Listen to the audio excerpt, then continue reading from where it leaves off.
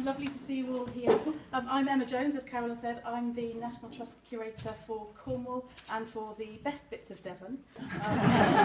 Excellent. Get some laughs, that's well all good. So I've had the most fantastic day today, not just because of the weather at the end of the long winter, but I've been working for the last 4 months on negotiations along with Angus to bring this portrait to you. We've worked on the transport and the loan agreements and the hang that you're about to see and the lighting and all of that stuff, and I'm really proud that it's here, and I hope you will be too. So we've spoken to volunteers and we've spoken to visitors that have been here today. Lots of visitors, lots of families for the Easter holidays, and actually it's been universally approved, I think, so I feel it's a job well done. I'm hoping you'll be loving it in just a few moments, but at the moment I'm going to hand over to Angus to talk a bit about the discovery. Ladies and gentlemen, good evening. It's a great pleasure to be here. Thank you very much for having me. And it is a true pleasure to be able to see one of the earliest portraits of Drake in the home that Drake lived in, and in a chamber the like of which almost certainly was the chamber where this portrait now hangs. It gives you a real thrill of excitement.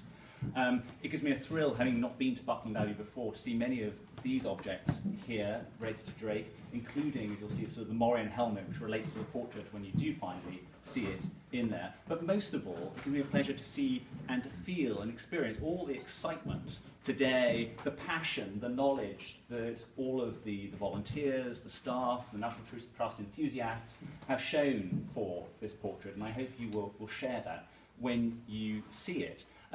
I thought that I would just give you, if I have time, just a quick sketch of how it came to be here today. And the story started about 2 years ago.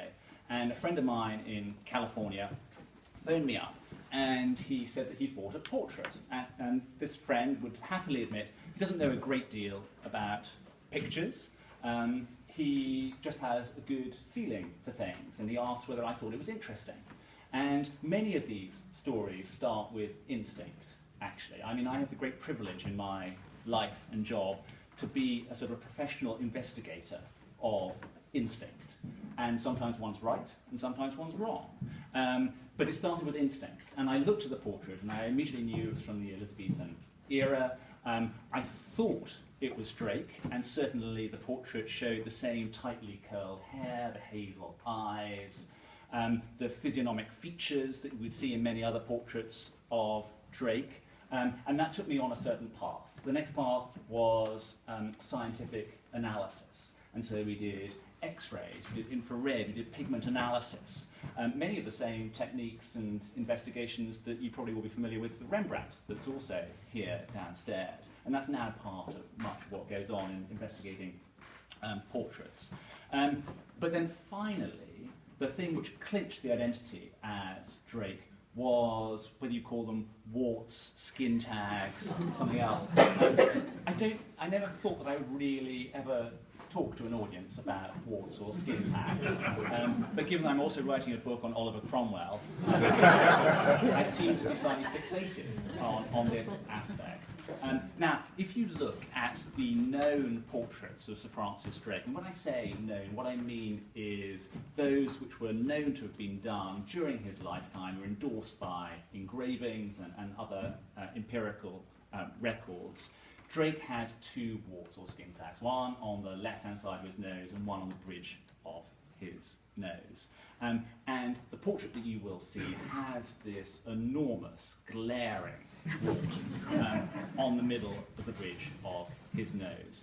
And if you begin, therefore, as I did, to look at all the other Elizabethan heroes who this individual could be, there was no doubt that at this point it was Drake.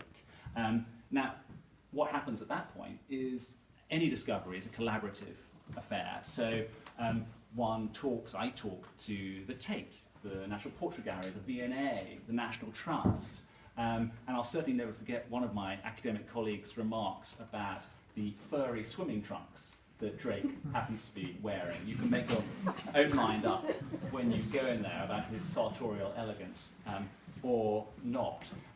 And it was that process of putting the portrait out there, writing articles, getting people's opinions, and very happily, everyone has agreed that it seems to be Drake.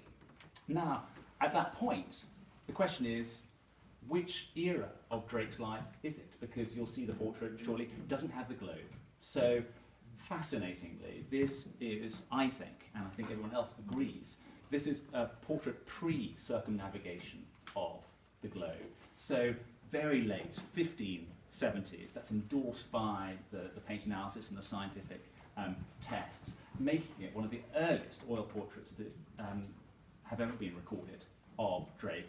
This was the perfect location to return to. I'm truly thrilled that he can be here for a year, hopefully longer.